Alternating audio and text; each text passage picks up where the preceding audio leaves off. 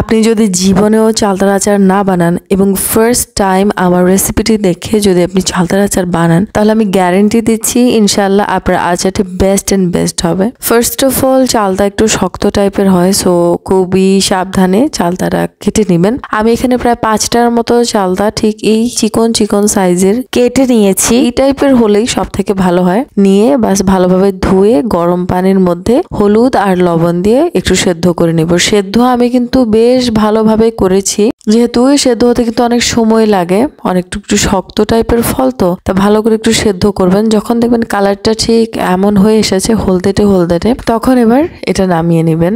নামিয়ে আবার একটু পানি ছেঁকে রাখবেন, যেহেতু তখনও সামান্য পানি থাকেই। সো আমি এখানে 4 রকমের মশলার উপকরণ নিয়েছি। ফার্স্ট অফ অল হচ্ছে যে জিরা, আরেকটা হচ্ছে মৌরি বা মিঠা জিরা, আরেকটা হচ্ছে গোটা ধনিয়া, আরেকটা হচ্ছে 5 ফোড়ন। এই 4টা উপকরণকে আমি 5 থেকে 10 মিনিটের মতো হালকা টেলে নিব।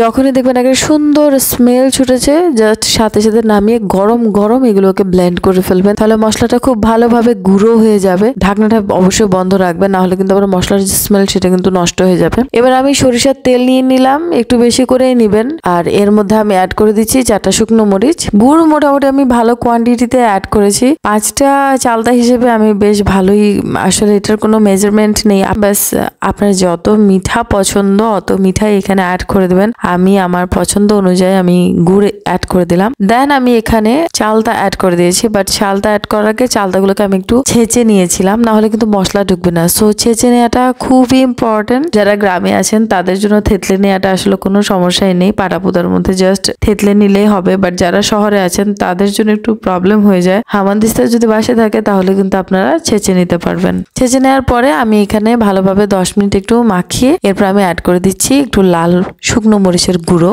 এরপর অ্যাড করে দিচ্ছি যেটা গুঁড়ো করে রাখা মশলা ছিল সেইটা দিয়ে আমি ভালোভাবে মাখিয়ে একদমই উপরে নিচে সুন্দরভাবে মশলাগুলো নেড়ে চেড়ে দিচ্ছি, যাতে করে একদম ইচ অ্যান্ড এভরি সিঙ্গেল টুকরোর মধ্যেও ভালোভাবে মশলাগুলো চলে যায়। যখন একদম সুন্দরভাবে দেখবেন আস্তে আস্তে কষে কষে একদম মাখা মাখা হয়ে এসেছে, তখন লাস্টের দিকে এসে অ্যাড করে দেবেন বিট লবণ। বিট লবণ এত বেশি দেওয়ার দরকার নেই, আবার কিডনি নষ্ট হয়ে যাবে। জাস্ট সামান্য কোয়ান্টিটিতে দিবেন, যতটা স্বাদ লাগে, ব্যাস ফ্লেভার হয়ে যাবে আর আপনার শারীরিক কোনো সমস্যাও হবে না। ঠিক আছে, তো দিয়ে আবার ভালোভাবে সবকিছু উপরে নিচে মিক্স করে নেবেন। আর মিক্স করে ফেললে যখন দেখবেন একদমই কষা কষা হয়ে এসেছে, পানিটা একদম টেনে গিয়েছে, মাখা মাখা একদম গ্রেভি হয়ে এসেছে, তখনই এটা সুইচ অফ করে দিবেন। এই মজাদার চালতার আচারটা জাস্ট গরম গরম সার্ভ করবেন। গরম গরম আবার আচার বয়ামে অবশ্যই ঢুকাবেন না, ঠান্ডা করবেন দেন বয়ামে এখানে ঢুকাবেন। কাঁচের বয়ামে রাখলে আচারটা দীর্ঘদিন ভালো থাকে। ভিডিওটি যদি ভালো লেগে থাকে অবশ্যই follow me and subscribe my channel.